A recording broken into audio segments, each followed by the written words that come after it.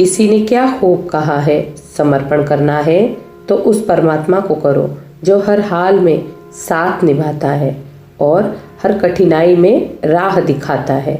ओम शांति और नमस्कार। कैसे हो आप सभी?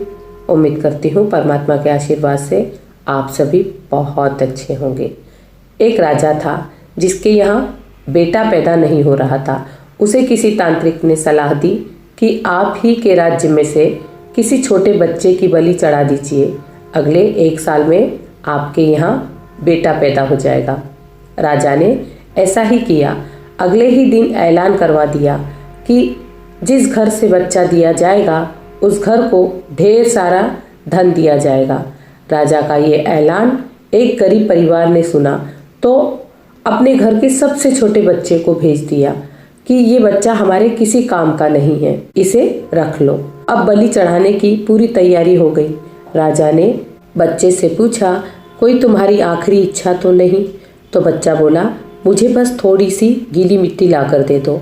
मिट्टी लाई गई तो उस बच्चे ने उस मिट्टी से छोटे छोटे 4 मकान बनाए और उसके बाद एक एक करके 3 मकानों को लात मार कर गिरा दिया और एक को रहने दिया और उसके सामने हाथ जोड़कर प्रार्थना की और फिर राजा को बोला कि अब आप मेरी बलि चढ़ा दो। ये देखकर राजा को बड़ा अजीब लगा। वो डर सा गया कि शायद बच्चे ने कोई तंत्र विद्या की हो।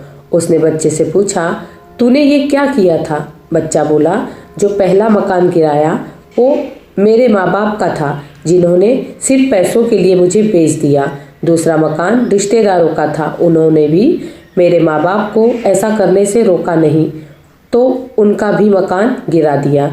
तीसरा, राजा जी आपका तो काम है लोगों की रक्षा करना, लेकिन आप भी अपने लालच के लिए रक्षक से भक्षक बन गए। आपने तो अपने लालच के लिए मेरी जिंदगी खत्म करने की सोच ली तो मैंने आपका भी मकान गिरा दिया। और ये चौथा मेरे भगवान का घर है, उसके सामने मैंने हाथ जोड़कर कह दिया कि अब सब कुछ तू संभाल लेना।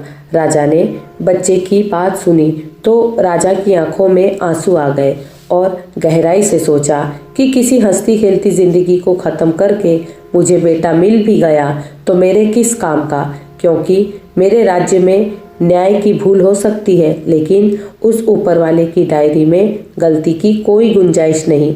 राजा ने रोते हुए बच्चे को गले लगा लिया और बोला कि आज से तू ही मेरा बेटा। इस छोटी सी कहानी से हमें यह सीख मिलती है कि दुनिया के सामने झुकने से कुछ नहीं होगा, क्योंकि दुनिया अपने मतलब के लिए कुछ भी कर सकती है। झुकना है तो उस परमात्मा के सामने झुको जिसके सामने झुकने से तुम्हारा कोई कुछ नहीं बिगाड़ सकता। समर्पण करना है तो उस परमपिता परमेश्वर को करो। ओम शांति and thank you for watching.